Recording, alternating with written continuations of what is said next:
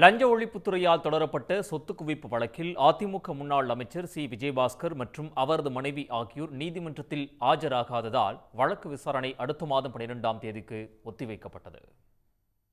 கடந்த 2016ஆம் ஆண்டு முதல் 2021ஆம் ஆண்டு வரை அதிமுக ஆட்சியில் அமைச்சராக இருந்தபோது வருமானத்தை விட அதிகமாக 35 கோடி ரூபாய் சொத்துக்களை சேர்த்ததாக சி விஜயபாஸ்கர் மற்றும் அவரது மனைவி ரம்யா மீது லஞ்ச ஒழிப்புத்துறை வழக்கு பதிவு செய்தது. இந்த வழக்கில் 216 பக்க குற்றப்பத்திரிகையை புதுக்கோட்டை நீதித்துறை நடுவர் நீதிமன்றத்தில் லஞ்ச ஒழிப்புத்துறை போலீசார் சமர்ப்பித்தனர்.